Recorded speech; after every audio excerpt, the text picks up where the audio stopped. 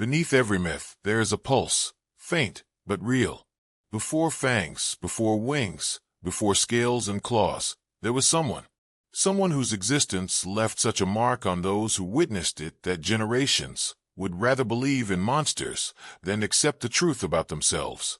For as long as humanity has told stories, it has hidden its fears inside creatures.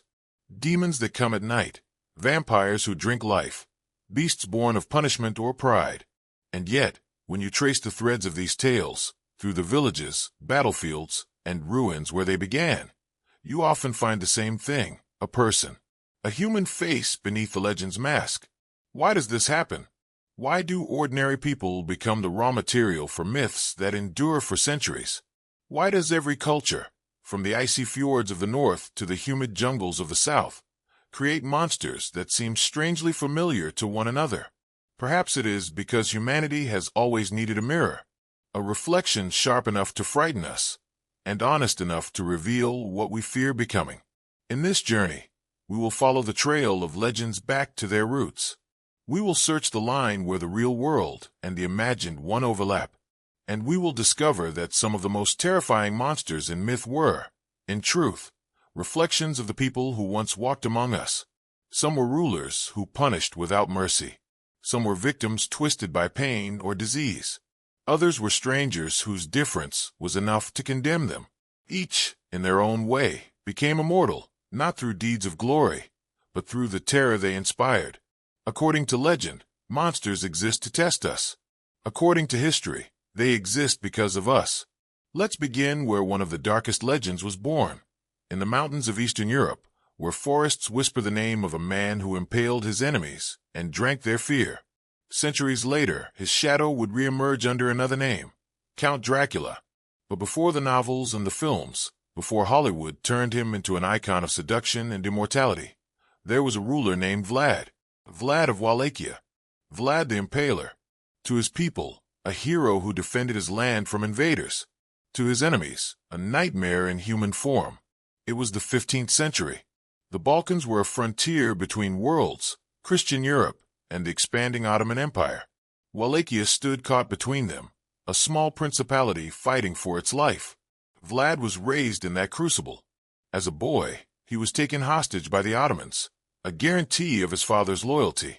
He grew up surrounded by foreign customs, foreign gods, and the constant threat of death. When he returned home years later, he carried with him both the discipline of a soldier and the fury of a man who had learned cruelty from his captors. History remembers his reign as a storm. Vlad ruled with an iron hand, impaling criminals, rebels, and invaders on stakes along the roads. It was more than punishment, it was performance. A landscape of horror designed to keep his enemies at bay. Chroniclers wrote of forests of corpses, of banquet tables surrounded by the dying. The numbers are debated, thousands, perhaps tens of thousands. But the impression was so deep that even his allies feared to meet his gaze. And yet, to the people he protected, Vlad was not a monster but a guardian.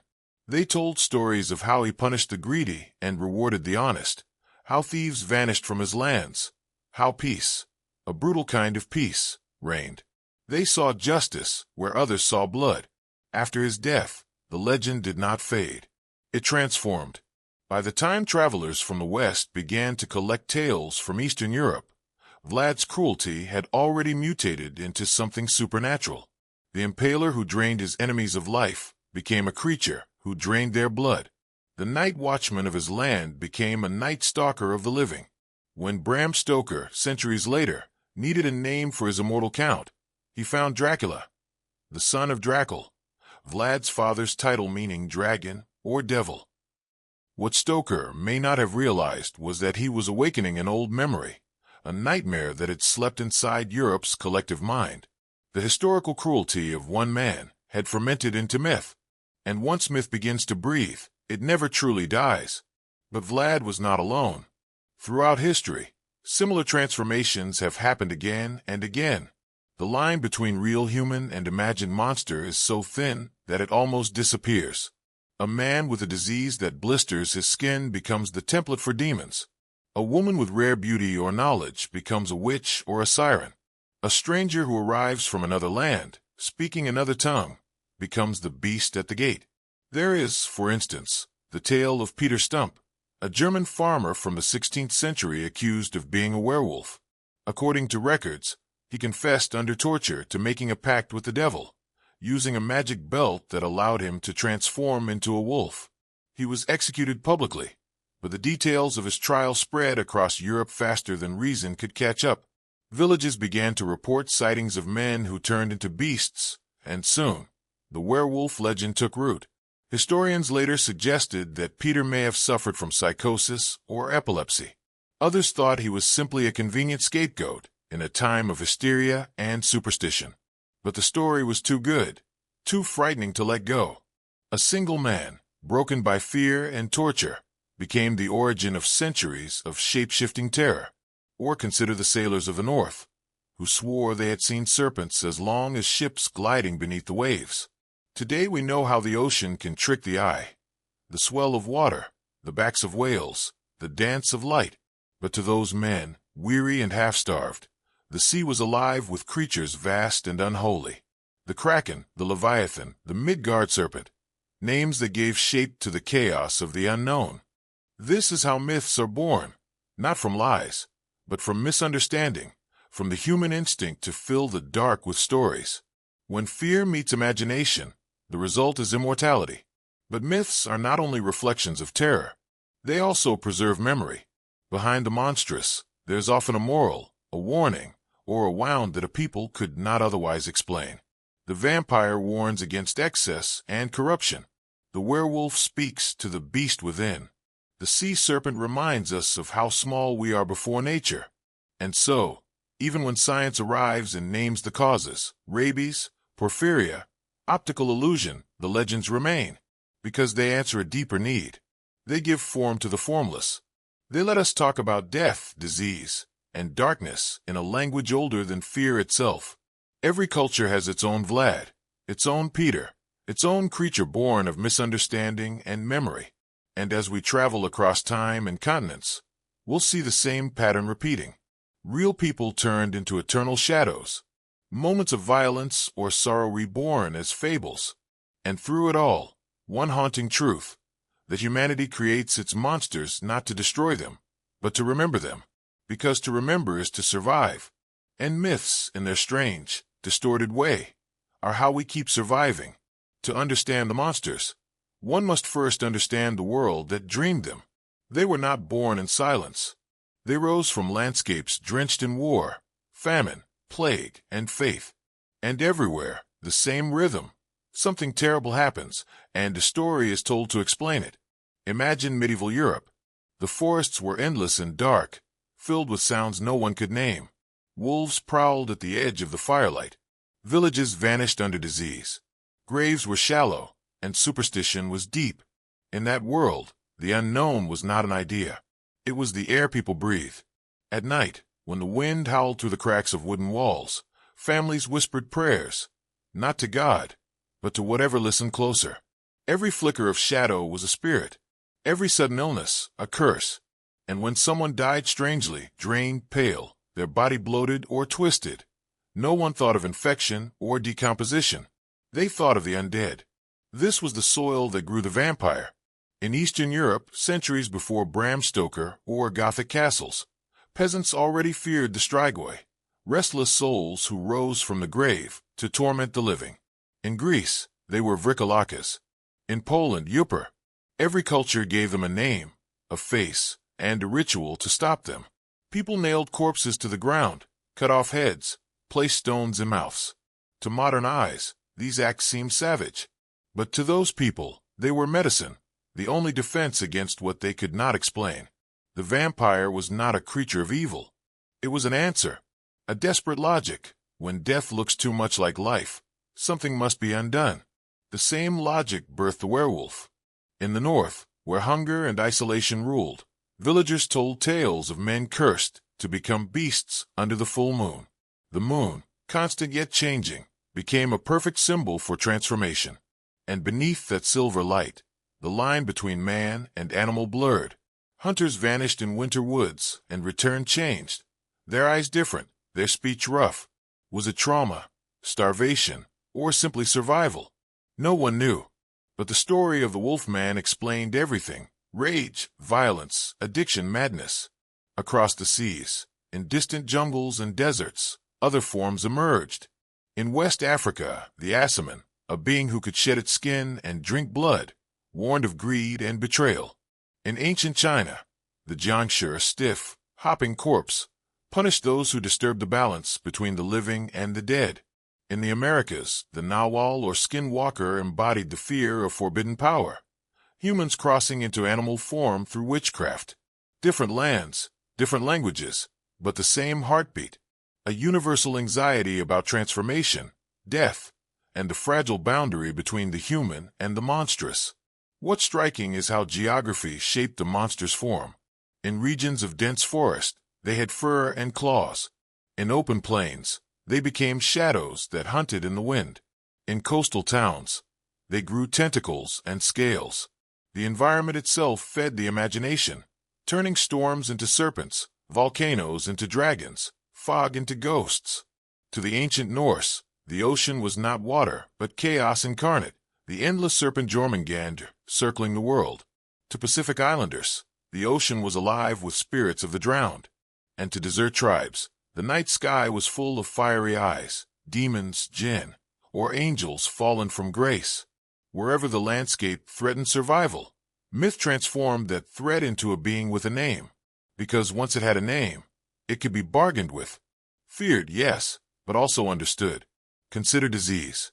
Few things shaped the birth of monsters more than illness. When plague swept through Europe, whole towns died overnight. Bodies blackened, fluids oozed, limbs twisted, symptoms that no one could comprehend. To the survivors, it looked as if some dark force fed on them, and so they gave that force a face. A pale one. A hungry one. The vampire again. Anthropologists have found graves from that era, where skulls are pinned down with sickles or rocks. Not superstition, precaution. The villagers believed that those who died suddenly could rise again to infect others. Today, we call it contagion. They called it haunting. In the East, epidemics birthed different myths. In Japan, smallpox was personified as a red demon. To appease it, people hung scarlet cloths and burned incense. In India, the goddess Shitala rode a donkey and carried a pot of cold water, both feared and worshipped as the spirit of disease and healing. The same act, trying to explain death, became divine in one culture and demonic in another. And yet, beneath the surface, they all spoke of control. When chaos arrived, myth turned it into narrative. A story could be told. A sacrifice could be made. A ritual could keep the balance. Travel, too, changed everything. As trade routes expanded, monsters migrated with the merchants. The Silk Roads carried silk, spices, and stories. Greek sailors told tales of sea nymphs and gorgons that reached the shores of Arabia. Persian traders brought gin to Europe, where they mingled with fairy lore. African myths of shapeshifters fused with European tales of witches. And in the New World, missionaries brought their demons, only to meet others far older. When the Aztecs described their Tzitsamaima, skeletal star demons that devoured humans during eclipses, the Europeans saw reflections of their own apocalyptic angels. But the meanings were different. To the Aztecs, the star demons were reminders of cosmic cycles, death and rebirth intertwined. To the Europeans, they were signs of judgment. Here lies one of the great truths about myth. The same phenomenon can produce opposite interpretations, depending on what a culture fears most. To one, a storm is punishment. To another, it is renewal. To one, the monster is evil. To another, it is a guardian of balance. Over time, as civilizations met and merged, their monsters hybridized too. The vampire became both Eastern and Western, part spirit, part nobleman. The werewolf gained witches' curses. The mermaid split into two beings, the deadly Sirena of Europe and the benevolent Mami Wata of Africa. The farther stories traveled, the more they absorbed, a collage of symbols stitched together by fear and fascination. And while geography shaped the body of the monster, history shaped its soul. Periods of crisis, plague, invasion, social collapse produced darker myths. Times of abundance brought gentler spirits, fairies, guardians, protectors. In that sense, Myths are like weather reports of the human spirit. They tell us not only what people saw, but how they felt. Even today, when we think we've outgrown those fears, the pattern remains. Every generation invents its own monsters, drawn from its own anxieties. The blood drinker becomes the corporate parasite. The shapeshifter becomes the one who hides behind screens. The seed beast becomes the algorithm, vast, invisible, unpredictable. We no longer burn witches. We simply trend them. But long before technology, it was geography and survival that sculpted our nightmares. Each mountain range, each ocean trench, each frozen tundra whispered its own warning, and humanity listened. It turned thunder into gods, shadows into spirits, diseases into demons. And out of that symphony of fear and wonder, the oldest myths were born. Yet as we continue this journey, one question lingers. If these monsters are mirrors, what exactly are they reflecting? Are they warnings about moral decay, or memories of something real that once walked the earth? Because scattered among the myths are stories too consistent to dismiss, beings described the same way by cultures that never met. Gigantic bones unearthed long before paleontology existed, creatures that vanish into legend but leave traces in language, art, and ritual. Perhaps not every monster was imagined. Perhaps some were remembered. Before the written word, there were stories, told around fires, painted on stone, carved into bone. Every ancient civilization, from Sumer to Egypt, from the Indus Valley to the Andes, left traces of creatures that stood somewhere between man, animal, and God. And behind many of those tales, archaeology has begun to find something startling. Patterns too deliberate to be coincidence. When humanity first learned to speak of the unknown, it used the language of transformation. Thunder was not weather. It was the voice of a deity. Floods were not chance. They were wrath. And when people stumbled upon the bones of creatures they could not name, they filled the gaps with imagination. But sometimes, imagination was very close to memory. Take the Cyclops of Greek myth. A giant with a single eye, strong enough to crush men, fierce enough to terrify Odysseus. For centuries, scholars believed the Cyclops was pure invention. Then paleontologists unearthed ancient elephant skulls on Mediterranean islands, skulls with a huge central cavity where the trunk had attached. To early Greeks, unaware of elephants, it looked like a massive eye socket. The bones were real, the interpretation mythical. Thus, a natural artifact became the seed of a legend. In China, where dragon lore runs deeper than history itself, early farmers unearthed enormous bones, ribs and vertebrae of dinosaurs eroded by time. They called them long gu, dragon bones. They ground them into powder for medicine, believing they carried celestial energy. To this day, some pharmacies in rural China still sell fossilized remains under that name. The dragon, symbol of power and luck, may have begun as the first attempt to explain fossils. The same phenomenon appeared elsewhere. In the deserts of North Africa, ancient tribes discovered the remains of prehistoric whales with teeth like daggers. They spoke of sea demons that once ruled the sands. In the cliffs of South America, bones of giant sloths inspired the Andean mapinguari, a monstrous guardian of the forest with one eye and a mouth in its belly. To modern scientists, these were remnants of extinct species. To ancient storytellers, they were evidence of monsters past. Even the griffin, half eagle, half lion, may have emerged from the skeletons of the Protoceratops, a dinosaur with a beaked skull, found along the trade routes of Central Asia. Caravans crossing the Gobi Desert saw its remains jutting from the sand and imagined hybrid beasts guarding veins of gold. In time, the image of the griffin became sacred to Greece and Rome, the eternal guardian of treasure. A fossil became faith.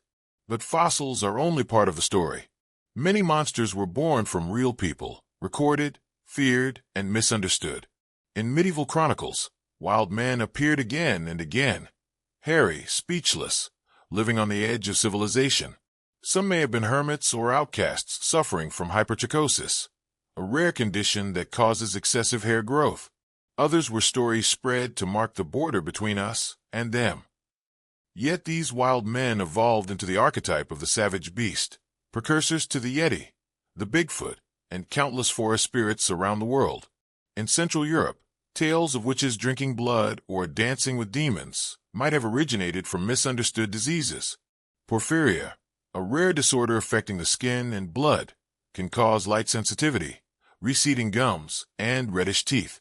Those afflicted avoided sunlight and drank animal blood to ease their symptoms. Villagers, seeing their appearance, whispered vampire. Science would come centuries too late to save them from that fate. Leprosy, epilepsy, albinism, all gave birth to legends of the cursed. In some cases, the victims were worshipped as divine. In others, hunted as unholy. The line between miracle and monstrosity was decided by fear. Even natural disasters became anthropomorphic. Volcanoes were dragons. Earthquakes were titans chained beneath the earth. In Polynesia, eruptions were the anger of Pele, goddess of fire.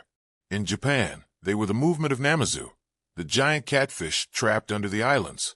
In Greece, they were Typhon, a 100-headed serpent buried by Zeus himself. Across cultures, the same instinct, to explain the violence of nature through a creature's rage. Yet what makes these myths powerful is not only fear, but memory. When the Minoan civilization vanished around 1450 BCE, later Greeks told stories of Atlantis, a proud island swallowed by the sea. For generations, that legend seemed pure fantasy. Then archaeologists discovered Santorini, an island destroyed by a volcanic eruption at almost the same time. The memory of that cataclysm had survived in myth for 1,000 years. Atlantis was not fiction. It was a distorted record. This is how humanity preserves trauma. When the facts fade, the story remains. Each retelling exaggerates, transforms, but keeps the emotional truth intact. A monster that devours cities might be a metaphor for the sea. A god who sends disease might recall the terror of an epidemic. And through those stories, generations learn without books. In ancient Mesopotamia, scribes wrote of Humbaba, the forest demon slain by Gilgamesh. His face was said to be made of coiled entrails, his roar the storm itself. Modern scholars believe Humbaba represented both a real danger, the wild cedar forests of Lebanon, and a moral one, human defiance against nature's limits. Gilgamesh slaying Humbaba was civilization cutting down its first tree. And that act, myth suggests, came with consequences. In the Andes, the legend of El Tunch, a ghostly whistler who punishes those who harm the jungle, carries the same echo. Every culture has a version of the same story. Beware the wilderness you exploit. Respect the balance, or the forest will remember. Even the Bible, often seen as the opposite of pagan mythology, holds these residues. The Nephilim, giants born of angels and humans, could be the memory of prehistoric bones. The serpent in Eden echoes older Mesopotamian fertility gods. The Great Flood mirrors Sumerian and Babylonian myths. History and myth are not rivals. They are reflections. And reflection works both ways. As myths preserve the past, they also predict the future. They warn what happens when humanity forgets humility. When greed replaces gratitude, monsters return, not as scales and claws, but as the consequences of our own actions. It's telling that in nearly every ancient story, monsters are not simply evil. They are teachers. They challenge heroes to confront fear, pride, or imbalance. When Perseus faces Medusa, he does not destroy evil. He learns to face horror without turning to stone. When Hercules slays the Hydra, he learns that violence breeds more violence. Cut one head, two appear. When the hero of any myth confronts the beast, it is not the creature that changes, but the human. That is why myths endure. Because, beneath the fantasy, they are manuals for survival. They encode wisdom, in metaphor, in fear, in wonder. And as we peel back each legend to its possible origin, fossil, disease, ruler, disaster, we find that what people feared most was not monsters themselves, but what those monsters revealed. Our cruelty, our arrogance, our fragility. Still, one mystery remains. If myths are memory, could some of them remember things older than humanity itself? Creatures glimpsed by ancestors long before our recorded past? Ancient encounters lost to extinction and dream? There are legends that suggest so. Stories of dragons spanning continents, describing anatomy no medieval mind could invent. Tales of giants whose bones were worshipped. And in some myths, There are beings that fall eerily close to scientific truth, long before science existed. In the next step of our journey, we will follow those echoes, from sky gods and fire serpents to fallen angels and hybrid beasts. We will see how the same archetypes emerge again and again, as if the human mind keeps trying to remember something it once knew. Because perhaps myths are not just stories about what happened. Perhaps they are stories about what was lost. Across the world, from temples to tundras, the same creatures keep returning. They change their names, their scales, their languages, yet their essence never fades.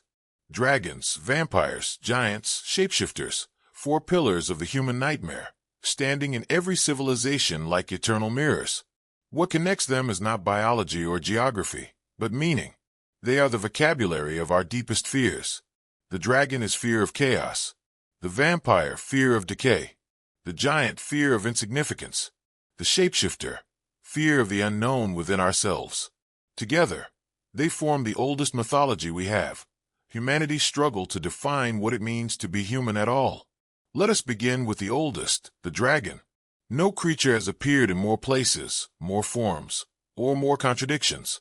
In the East, dragons are wise. In the West, they are wicked. In China, they bring rain and luck. In Europe, they breathe fire and guard gold. And yet, both share a truth. Dragons rule the boundary between worlds. Their bodies combine opposites, serpent and bird, water and flame, heaven and earth. They fly but crawl. They bless but burn. They are creation and destruction in a single shape. Some anthropologists believe the dragon unites humanity's earliest experiences of danger. Snakes that kill silently, storms that strike suddenly, and predators that rule from above. Others think it was memory, the inherited echo of gigantic reptiles once roaming the earth. But beyond the theories lies symbolism. The dragon embodies power, and how power corrupts. Heroes slay them not only to save villages, but to prove worth. St. George, Siegfried, Perseus, all conquerors of chaos. In every myth, the dragon's hoard represents temptation. Gold, knowledge, immortality, treasures that test the human soul. Meanwhile, in the East, where order was valued above dominance, dragons were protectors. They coiled around emperors' thrones and hovered over temples. In ancient China, to be born of the dragon was to embody strength balanced by wisdom. The same creature that symbolized sin in Europe symbolized virtue in Asia. The difference lay not in the monster, but in the mirror. Then there is the vampire, humanity's reflection in decay. A body that should be dead, yet hungers. A being that feeds not on food, but on life itself. Unlike the dragon, which towers over us, the vampire hides among us.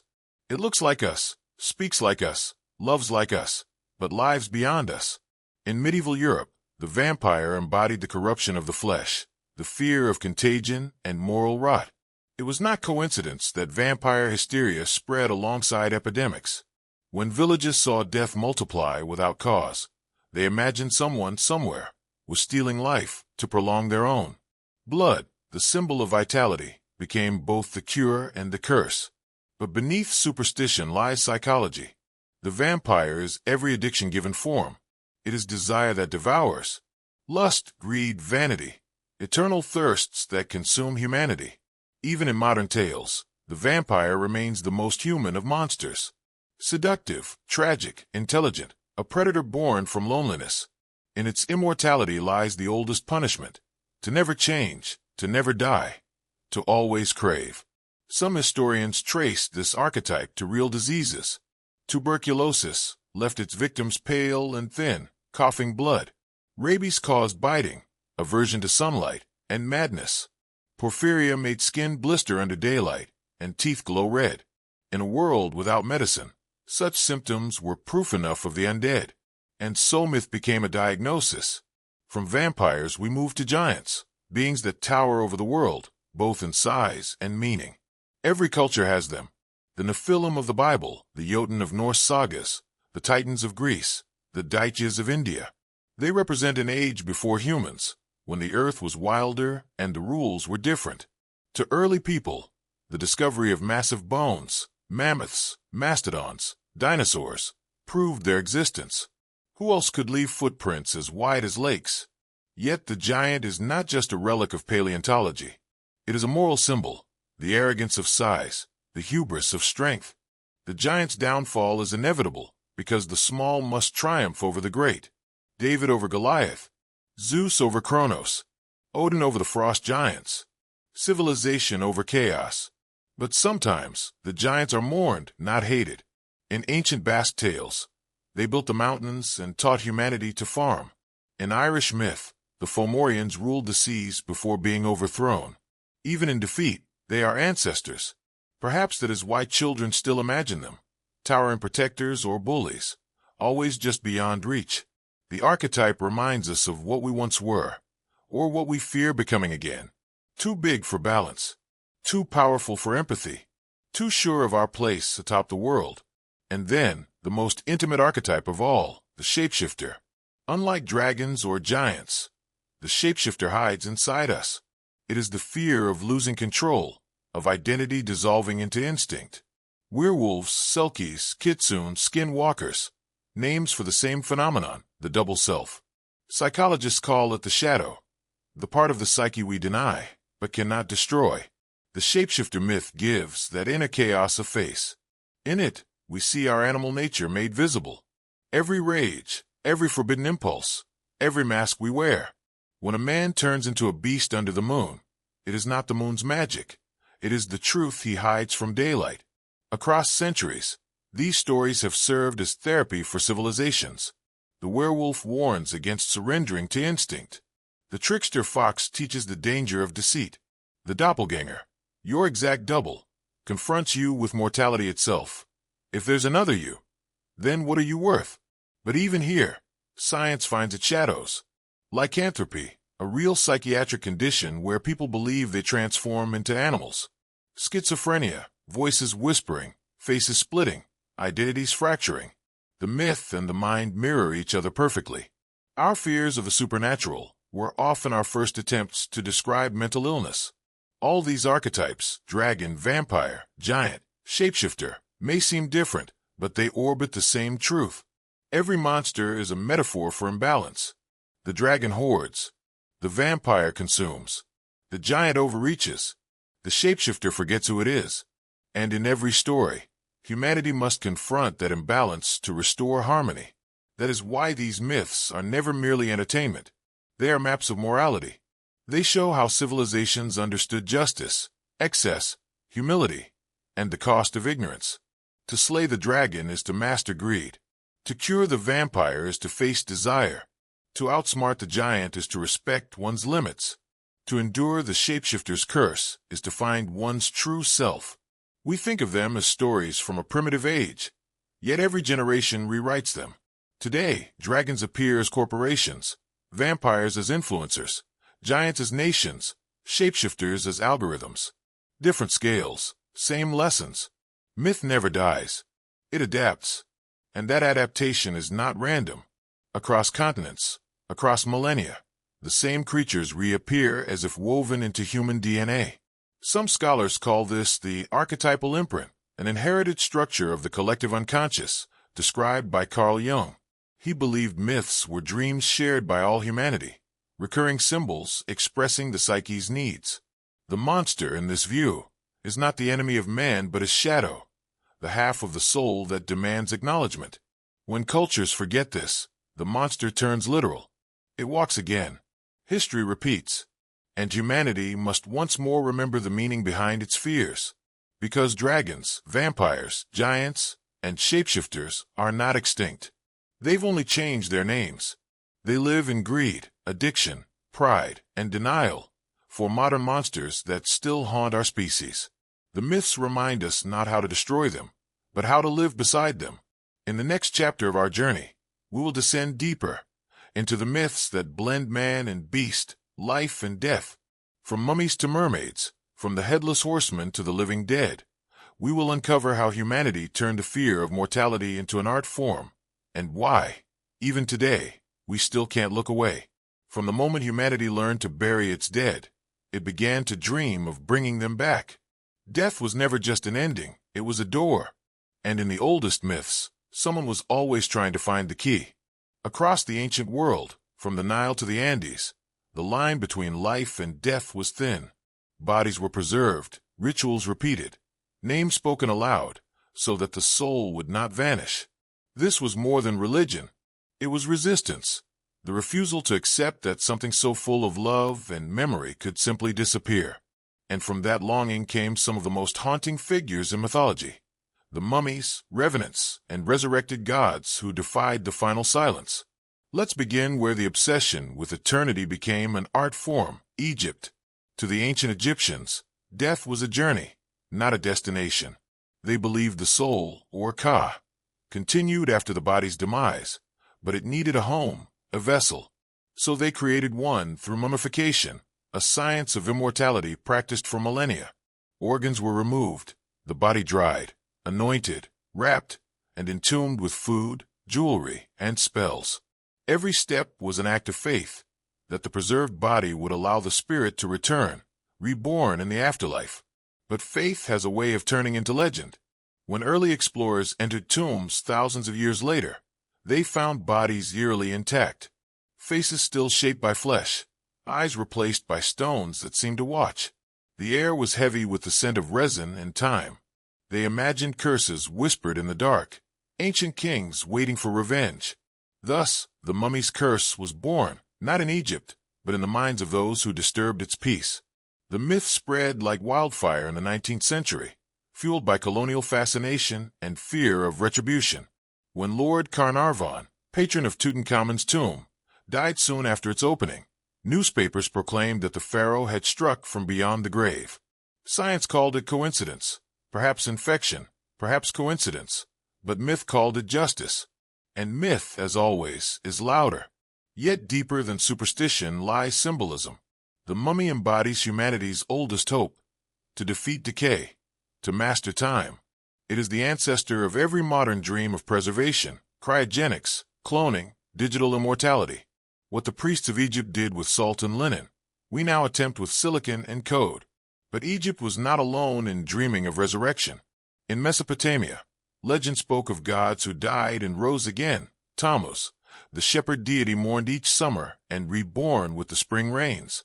In Greece, Persephone descended into the underworld and returned each year to renew the earth. In Syria, Adonis bled into the soil, giving life to flowers. These stories predate Christianity by centuries, yet carry the same pulse. Life, death, rebirth, the eternal rhythm written in myth before it was written in scripture. To the ancients, resurrection was not impossible. It happened every dawn, every spring, every flood that followed drought. Nature itself modeled it. Seeds buried returned as crops. Rivers dried and came alive again. Even the stars died and reappeared in the sky. If the world could rise, why not the soul? And sometimes, the attempt to defy death took darker forms. In the folklore of medieval Europe, the revenant, the returned dead, was both feared and pitied. Not a ghost, but a body that walked. According to chronicles, these corpses rose from graves at night, visiting their families, demanding attention, spreading disease. Monks recorded rituals to stop them, decapitation, fire prayers. But beneath the horror was heartbreak. These were not strangers, but loved ones refusing to leave.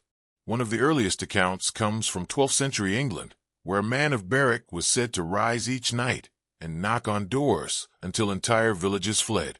When his body was exhumed, it appeared untouched by decay. They burned him, and the hauntings ceased. Science today would call it decomposition slowed by cold. Myth called it warning, that love, obsession, or guilt could anchor a soul too tightly to the flesh. Revenants appear in every culture's night. In Scandinavia, they were the draugr, undead guardians of treasure who swelled with power the longer they remained unburied.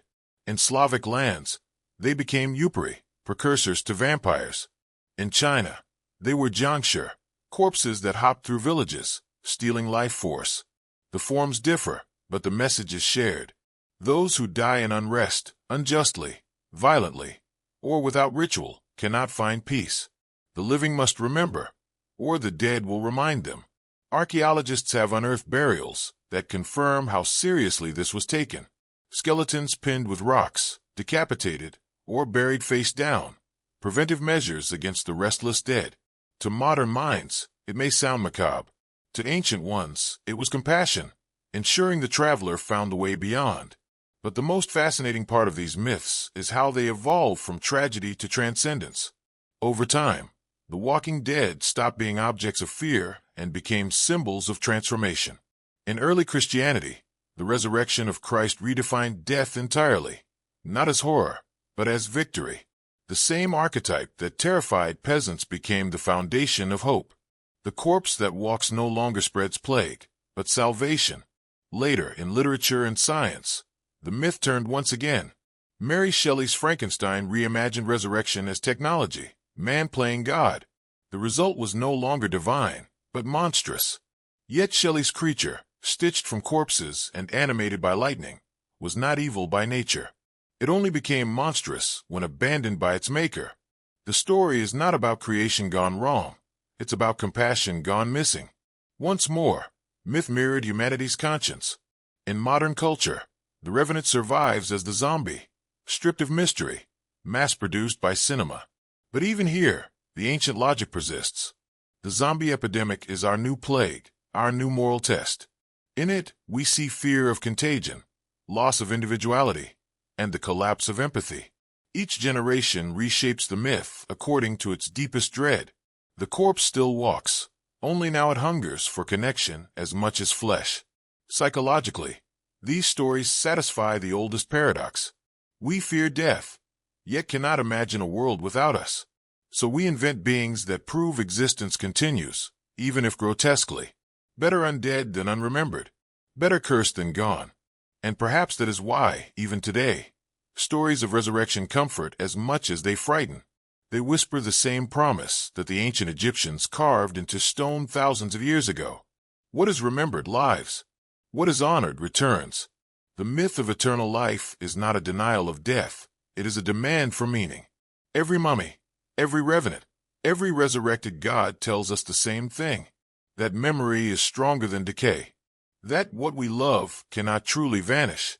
That the soul, however defined, refuses silence. As we leave the tombs and catacombs behind, the next chapter leads us elsewhere, to the creatures that blurred not just life and death, but nature itself. Mermaids, centaurs, sirens, chimeras, half-human, half-animal beings who embodied humanity's dream of transformation and its terror of losing identity. Through them, we will see how our ancestors tried to imagine perfection, and how, in doing so, they created some of the strangest monsters of all. Long before science could describe evolution, myth imagined it. Across continents, ancient people looked at the variety of life, feathers, scales, hooves, skin, and wondered where the borders truly lay. Were we different from animals, or merely another shape among them? And if gods could walk among men, could their power also mingle with ours? From those questions emerged a gallery of beings that haunted every civilization. Half-human, half-animal, part divine, part damned. Hybrids, the beautiful mistake between heaven and earth. Their stories are older than writing. In the caves of Lascaux, France, a figure painted over 17,000 years ago shows a man with a bird's head and tail. Perhaps a shaman, perhaps the first mythic hybrid. To early humans, animals were not lesser. They were teachers, ancestors, messengers of the gods. To merge with them in vision or symbol was not monstrosity. It was transcendence. But as civilizations grew, hybrids changed from sacred to suspect. The same forms that once represented harmony became symbols of taboo, warnings against crossing natural limits. In those transformations, we see humanity's evolving relationship with nature, from reverence to control. Take Egypt, where gods were rarely human. Anubis with a jackal's head guided the dead. Horus with a falcon's head ruled the skies. Thoth with the face of an ibis kept the balance of knowledge. Each fusion carried meaning. The jackal was not random, it prowled the cemeteries. The falcon soared where mortals could not. To depict the divine as part animal was to acknowledge that wisdom and instinct were one. When Greece inherited this language of form, it inverted it. Where Egypt's hybrids ruled, Greece's suffered. The Minotaur, half man, half bull, was not divine but damned, imprisoned in a labyrinth, a warning of desire unchained. Centaurs were wild and lustful, torn between reason and impulse. Sirens lured sailors with voices of paradise and dragged them to ruin. Greece, the cradle of logic, feared what could not be contained. In its myths, hybridity was a sin against order. The shift is telling. As humanity placed itself above nature, anything that mixed the two became monstrous. Hybrids turned from symbols of harmony to cautionary tales. They no longer linked worlds, they violated them. And yet, even in condemnation, fascination persisted. The Sphinx, both lion and woman, tested mortals with riddles. The beast as philosopher. Pan, half goat, half god, represented raw nature itself, joyful, sexual, untamed. Even Medusa, cursed with serpents for hair, once symbolized female power before being reimagined as a monster to be slain.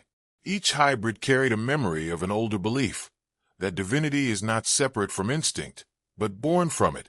In Mesopotamia, the oldest known mythological catalogs list creatures, such as the Lamassu, winged bulls with human faces that guarded palace gates.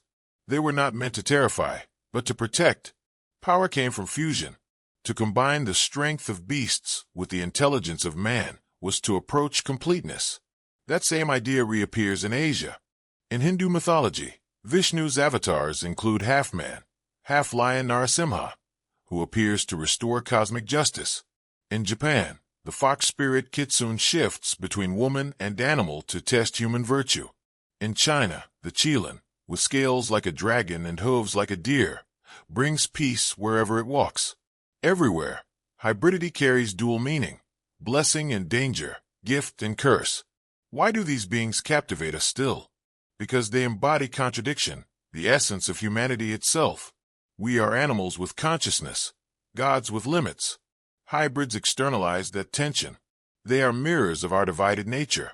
But sometimes, myth pushes the boundary further, into creation itself.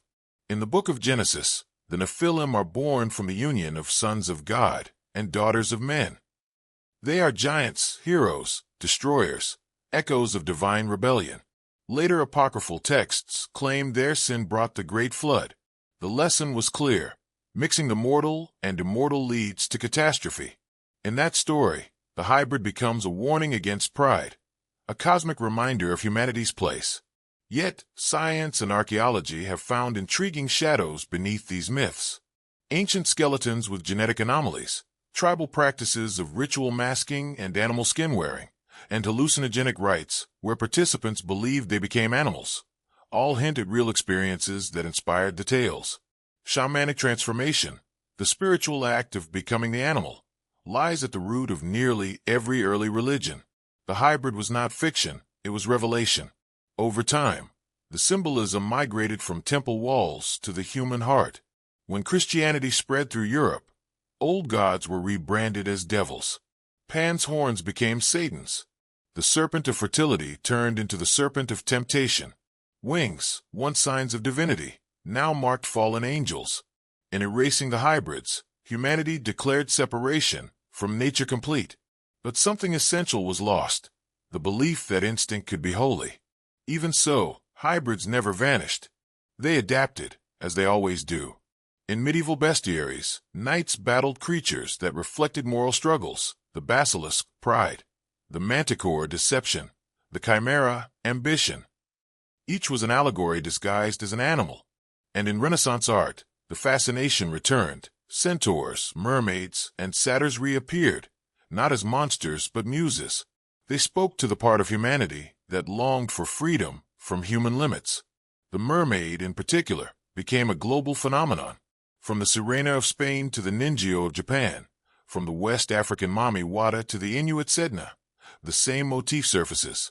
A creature between worlds, both alluring and unreachable. In patriarchal societies, she embodied temptation. In matriarchal traditions, wisdom. Her song was not always doom. Sometimes it was memory, calling sailors home to the womb of the sea. The chimera, another enduring hybrid, symbolized ambition unbound. Fire-breathing, three-headed, part lion, part goat, part serpent.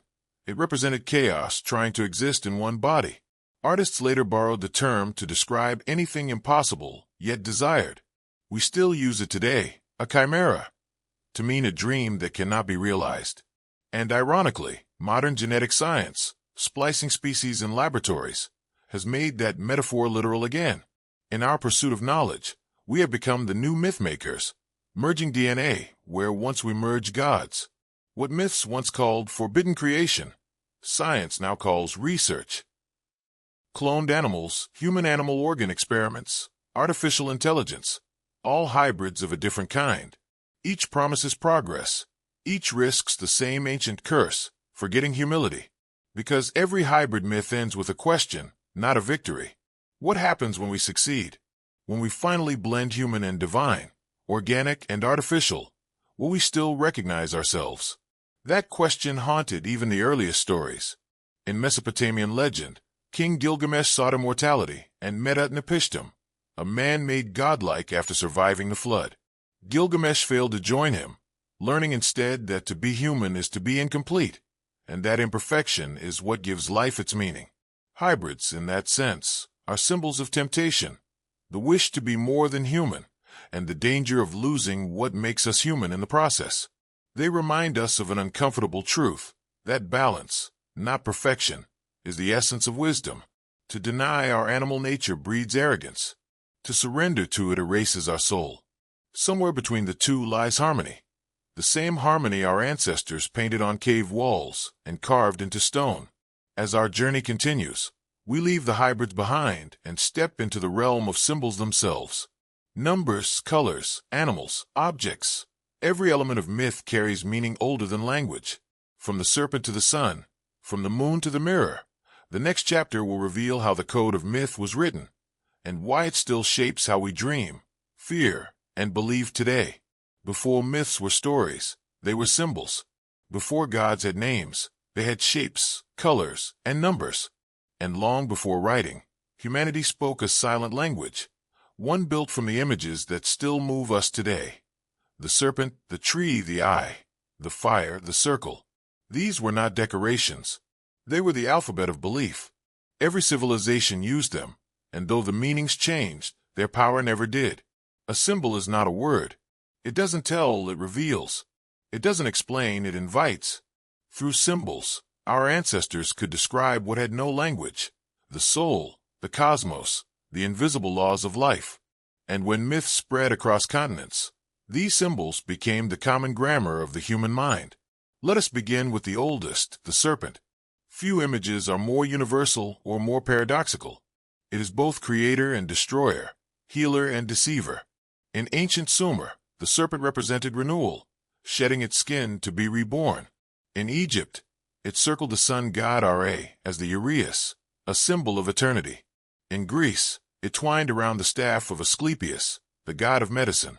And yet, in the Bible, it became the embodiment of temptation. One form, countless meanings. Why? Because the serpent embodies the cycle of life. It moves silently between earth and shadow. It vanishes and returns. It kills yet heals with its venom. No wonder so many cultures saw it as the messenger between worlds. In the Ouroboros, the snake devouring its tail, we see the entire philosophy of existence, creation consuming itself, life feeding on life. That single image, drawn on tombs and temples from China to Scandinavia, tells the same truth. Everything ends to begin again. Next came the tree, the axis of the universe. In Norse myth, it was Yggdrasil, whose roots reached the underworld and branches touched heaven. In India, the Ashvatha tree mirrored that structure, upside down, its roots in the sky, its branches in the earth. In Mesoamerica, the ceiba tree stood at the heart of creation, connecting the living with the ancestors. Everywhere, the tree represented connection between above and below, visible and unseen. It was both map and metaphor for consciousness itself. Even today, we speak its language without realizing it. Roots for heritage, branches for knowledge, fruits for consequences. We inherited the tree not just as a symbol, but as a way of thinking. Then came the eye, the eternal watcher. From the Egyptian eye of Horus to the evil eye of the Mediterranean, from Buddhist mandalas to modern currency, the eye represents awareness, divine, human, or unseen. It can protect or punish. It is wisdom, but also surveillance. To the ancients, being seen by the gods was both blessing and burden. To be invisible was to be free, but also forgotten. The sun and moon were their companions, two halves of cosmic rhythm. The sun, masculine in most myths, symbolizes strength, clarity, creation. The moon, feminine, embodies intuition, mystery, rebirth. Their dance, day chasing night, light conquering dark, dark reclaiming light, became the first story ever told. Every myth of death and resurrection, every battle between hero and shadow, echoes that same celestial pattern. Even numbers carry divine weight. 3. Unity in motion, birth, life, death. 4. Stability, the elements, directions, seasons. 7. Completion, the days of creation, the heavenly spheres.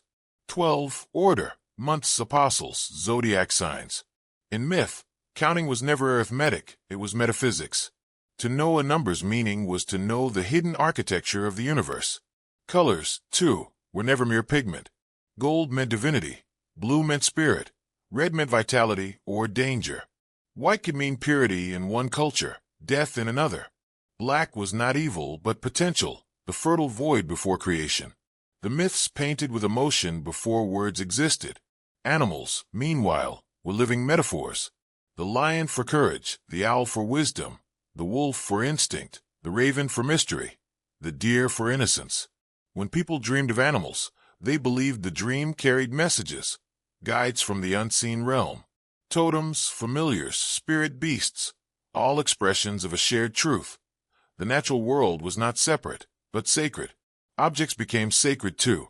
The mirror reflected not vanity, but truth, a window into the soul. The sword was justice, dividing falsehood from integrity. The cup was life itself, the vessel that holds meaning, the grail every culture seeks. Fire purified, water healed, earth nurtured, air liberated. Myths did not invent these symbols, they simply arranged them into poetry.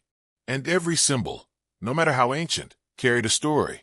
The serpent and apple in Eden, the phoenix rising from ashes, the labyrinth representing the human mind, the flood symbolizing purification through destruction, the bridge across worlds, whether rainbow, rope, or river, representing the passage between mortality and eternity. Why do these symbols persist? Because they belong to the structure of thought itself. Carl Jung called them archetypes, images embedded in the collective unconscious, surfacing in dreams, art, and religion alike. They reappear not because we copy them, but because we are born with them. They are the DNA of imagination. When a modern filmmaker shows a hero walking through fire to be reborn, they are repeating a ritual older than civilization. When a child draws a circle around the things they love, they are invoking protection as ancient as the first magic charm. Symbols are memory disguised as meaning. They outlast empires because they are not owned, they are felt. Anthropologists have found that even isolated tribes invent the same core images. A mother goddess, a serpent, a sky father, a trickster, a flood, a tree. The conclusion is astonishing. Human minds, separated by oceans and millennia, dream the same dreams. The reason may lie not in culture, but in biology. We evolved under the same sky, saw the same stars, feared the same dark. Our brains organize chaos in the same patterns, turning survival into story. This is why myths speak to everyone, across language and belief. A symbol bypasses reason and goes straight to emotion. You don't need to know the story of the phoenix to understand rebirth. You don't need to read scripture to feel awe at the sun. Some truths are written not in books, but in bone. Even the modern world, with its science and skepticism, still bows to symbols. Brands, flags, icons, algorithms, all modern totems designed to evoke loyalty, fear, or faith. We are not less symbolic than our ancestors. We are simply less aware of it. And when we lose that awareness, myth becomes unconscious. It moves us without our consent. That is why advertising feels like religion. Why political movements borrow sacred imagery. Why even technology speaks in metaphors, clouds, firewalls, viruses, ghosts in the machine. Our digital world is just the newest mythology written in code. But if symbols rule emotion, they also hold healing. In therapy, art, and ritual, people rediscover them. Painting, dreaming, naming what logic alone cannot reach. When someone draws a circle to express safety, or light a candle for hope. They are participating in an act older than civilization itself. In that moment, myth becomes medicine. The serpent teaches transformation, the tree connection, the eye awareness, the sun courage, the moon reflection. Together, they form the anatomy of meaning. And if myths are the body of culture, symbols are its heartbeat. They remind us that before we spoke, we saw. Before we reasoned, we felt. And that maybe, beneath all our complexity, we are still creatures of image and light.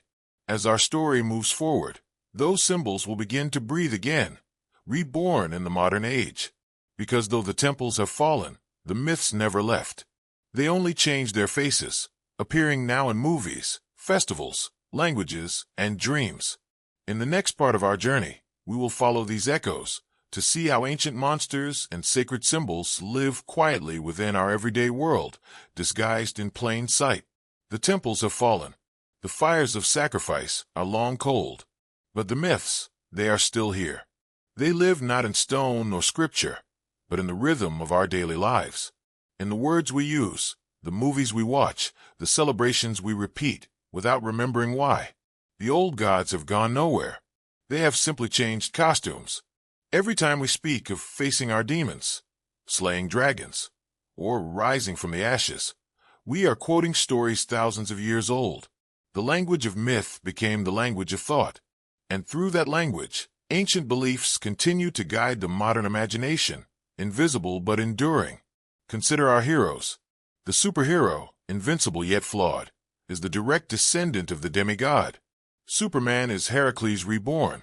Wonder Woman carries Athena's wisdom and Artemis's strength. Even the most cynical antihero echoes Gilgamesh or Achilles, powerful, proud, and haunted by mortality. Cinema didn't invent these figures. It rediscovered them. Every blockbuster is a new temple. Every screen a glowing altar where humanity gathers to watch itself retold. Our monsters, too, are ancient reflections in modern light. Zombies march in our nightmares, just as revenants did in medieval villages. Vampires wear tuxedos instead of shrouds, but they still whisper the same warning, that the thirst for life, unchecked, becomes the hunger for control. Werewolves now stand for repressed rage, aliens for invasion, robots for creation without conscience, all new masks for old fears.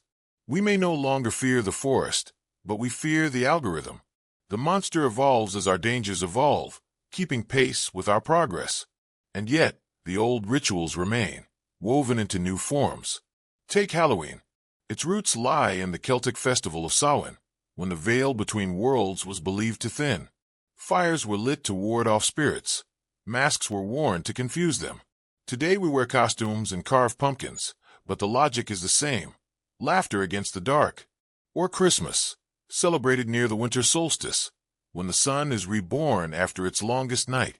The tree, the lights, the gifts, all ancient symbols of renewal long before the name of Christ. Even the word holiday betrays its origin, holy day. Every calendar still echoes the cosmos. The 7-day week mirrors the 7 classical planets, each ruled by a deity. Sunday, the sun's day. Monday, the moon's.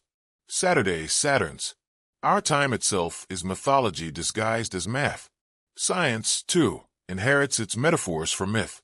We name spacecraft after gods, Apollo, Artemis, Orion. We name constellations after heroes and beasts, Leo, Pegasus, Hydra.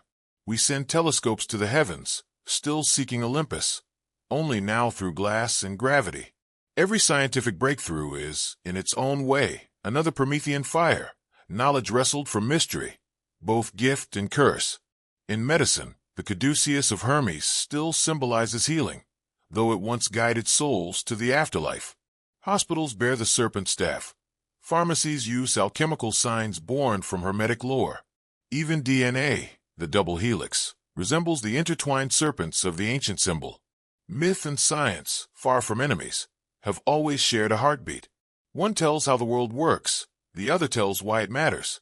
In language, the fingerprints of myth are everywhere. We call a challenge a Herculean task, a wise guide, a mentor, an impossible goal, a holy grail, an unexpected aid, a deus ex machina. These are not figures of speech. They are fossils of meaning, fragments of stories still walking among us. The same persistence can be seen in our architecture. Government buildings crowned with domes recall Roman temples. Statues of blindfolded justice mirror Egyptian Ma'at and Greek Themis. Even the torch of liberty is Prometheus's flame. We live among ruins we continue to rebuild. In the East, the echoes are subtler but just as deep. The dragon, once a celestial guardian, now flies as a national emblem. The lotus still blooms in logos and temples alike, representing purity and rebirth. Festivals timed by lunar cycles honor deities older than nations. Even modern anime and video games retell the same timeless myths. Gods reincarnated as heroes, demons as inner shadows, destiny as a test of balance. And in the West, pop culture has become the new mythology classroom. Star Wars is the Odyssey among the stars. Harry Potter mirrors the hero's journey codified by Joseph Campbell. The Marvel Universe is a pantheon in motion, gods, mortals, and cosmic balance. Each saga repeats the same rhythm: the call to adventure, the descent into darkness, the sacrifice, the return. Audiences don't just watch, they participate in a collective remembering. Why do we still need these myths when science explains so much? Because knowledge answers questions, but not longing. We can map the brain, but not the soul. We can measure gravity, but not grief. Myth steps in where data ends, not to replace truth, but to give it meaning. Psychologists see myth as the bridge between intellect and emotion. Sociologists see it as the glue of culture. Artists see it as the source of imagination. But to ordinary people, myth remains what it always was, a way to make life bearable. It tells us that suffering has shape, that loss has purpose, that chaos can be understood if we listen closely enough. Even our technology hums with mythic resonance. We create digital avatars, echoes of the shapeshifter. We upload memories to clouds, new heavens for old souls. Artificial intelligence becomes a modern golem, animated by our will yet frightening in its reflection of us. The myths warn us even here. Creation without compassion becomes destruction. Prometheus still burns, only now in circuits. And so, the question is not whether myths survive, they never left. The question is whether we still recognize them. Because every fear that drives our stories today, extinction, domination, transformation, resurrection, already lived in the myths of the past. We simply trade parchment for pixels, temples for screens, shamans for storytellers with microphones. But recognition matters. When we see the ancient beneath the modern, we reclaim the wisdom hidden inside entertainment. We understand that our fascination with superheroes is not childish, it's spiritual. That our horror films are not indulgent, they are rehearsals for mortality. That our festivals are not escapism, they are continuity. We don't live after mythology, we live inside it. The myths have become our emotional operating system, silently guiding how we imagine love, justice, fear, and destiny. And perhaps that is why they endure, because they are not external stories, but internal maps. When we dream, we still speak in their language. When we create, we still build on their blueprints. And when we search for meaning, we still reach for their symbols, without knowing why. The world of myth never truly ended. It simply changed address, from the sky to the human heart. But myths are not only preserved in art and culture, they also evolve in the tension between belief and reason, between faith and fact. To understand how they continue to shape us, we must look next at the dialogue between myth and science, legend and logic, and how even in the age of reason, humanity still dreams in symbols. In the age of telescopes and algorithms, it's tempting to believe that myth has no place left to hide, that with enough data, the ancient stories will dissolve, dragons into fossils, miracles into weather reports, gods into neurons. And yet, the opposite has happened. The more we learn, the more the old myths seem to awaken. Science has not destroyed myth. It has illuminated it. Each new discovery seems to echo an older intuition, as if ancient storytellers glimpsed fragments of truth through the veil of imagination. The dialogue between myth and science is not a war. It is a duet, one that reveals as much about us as it does about the universe. Take the Big Bang. To modern physics, it is the birth of space and time from a singularity, a cosmic explosion expanding still. But to myth, it is not new. The Hindu Rig Veda speaks of a primordial sound, Om, that vibrated before creation. The Norse Ginnungagap was the void between fire and ice whose meeting birthed the world. In Egyptian lore, the god Adam rose from the waters of chaos to speak the first word, and the world began. Across continents and millennia, the pattern is the same. The universe emerges from nothingness, through sound or spark, the breath of creation. Science gave it mathematics, myth gave it meaning. Evolution, too, has its mythic mirrors. Darwin described the gradual transformation of life, the shared ancestry of all species.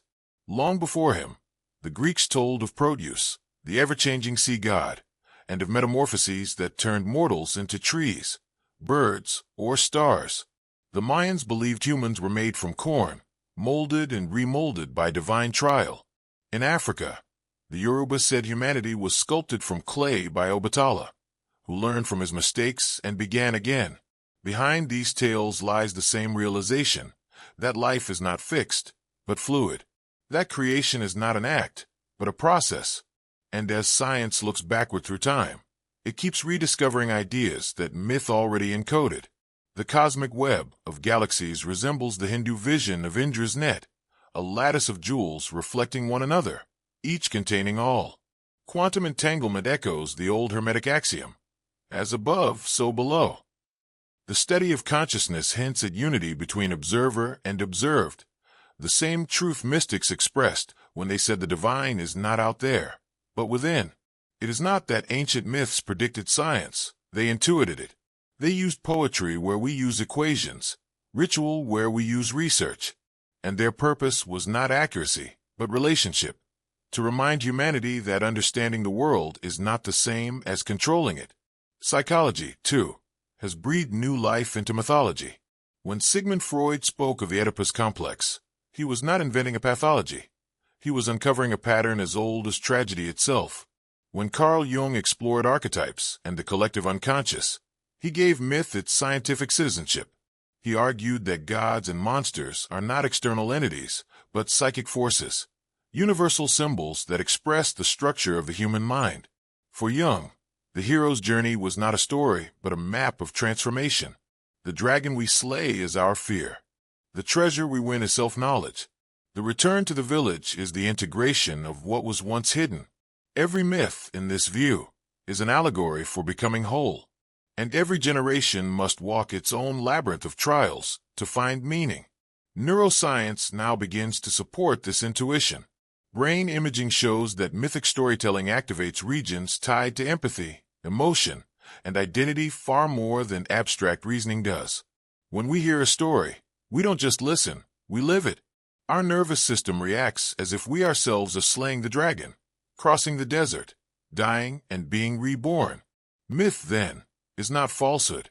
It is simulation, a way for the brain to practice survival through metaphor. Anthropology reaches similar conclusions. When researchers study indigenous myths, they find ecological wisdom encoded within them. Tribal taboos about sacred groves preserve biodiversity. Legends warning against river spirits prevent overfishing or pollution. Stories of tricksters who steal fire or flood the world are cautionary tales about hubris and balance. Myth seen through this lens is early environmental science written in the language of reverence. Even medicine finds value in these ancient frameworks. Placebo studies reveal that belief itself can heal, that ritual, expectation, and meaning trigger measurable biological effects. When a healer chants over water or a priest blesses bread, the physiological response is real. The myth doesn't cure the body. It activates the mind's ability to do so. Science now calls this psychoneuroimmunology, but its principle was known to shamans millennia ago. The story you believe shapes the body you inhabit. And yet, for all their alignment, myth and science diverge in one essential way. Science asks how. Myth asks why. Science dissects the universe into parts. Myth reunites them into purpose. Without myth, facts are cold. Without science, myths are blind. Together, they give us something neither could achieve alone: understanding with wonder. This is why so many modern scientists still speak the language of awe. When astrophysicist Carl Sagan described the cosmos as the shore of the cosmic ocean, he was not being poetic by accident. He was continuing the tradition of the first storytellers. When physicist Brian Cox says, "We are the universe becoming conscious of itself," he is echoing Hindu and Stoic thought alike. And when astronauts look back at Earth from space and describe the overview effect, the overwhelming sense of unity and fragility, they are living a revelation once reserved for mystics. The more we explore, the more myth returns, not as superstition, but as structure. Our stories of creation, transformation, and transcendence mirror the logic of the universe itself. Entropy and rebirth, matter and energy, expansion and collapse. The cosmic rhythms are the same as those told in temples and firesides. Perhaps myth was never wrong. Perhaps it was simply written in a different language. But this harmony raises a final question, one that has haunted philosophers and physicists alike. If myths are internal and science is external, what happens when they meet in the middle? When data begins to describe what myth once called soul? When consciousness itself becomes measurable, will we finally explain the gods, or only rename them? Modern thinkers like Jung, Campbell, and Mircea Eliade would argue that myth will never die, because it is not about gods at all. It is about us. The divine, the monstrous, the heroic. These are metaphors for the human condition. As long as we feel love, loss, fear, and wonder, we will keep telling the same stories, dressed in the symbols of our age. And as long as we keep searching for meaning in the stars or in our own reflection, myth and science will remain twin lights, different colors of the same flame. That flame still burns in the stories we tell ourselves about progress, destiny, and discovery. It glows in the language of curiosity. It lives in the question we can never quite answer: why are we here? Because no equation, however elegant, can replace the myth that keeps humanity awake, the belief that existence means something. And so, as our journey nears its end, one last step remains. We have seen how myths were born, how they evolved, and how they survived. Now we must ask the oldest question of all: why we still need them. Why, in an age of logic, humanity continues to dream in stories. And what this longing for meaning reveals about who we truly are. The world is louder now. Screens glow where campfires once burned. We scroll instead of wander, calculate instead of contemplate. And yet, somewhere beneath all the noise, the oldest heartbeat continues, the rhythm of story. The myths are still here, whispering through the pixels. Not because we refuse to move on, but because we cannot live without them. Humanity has always needed something larger than itself to survive. Not just food, not just shelter meaning. Without meaning, we collapse into the chaos we try to escape. Myths are how we organize that chaos into coherence.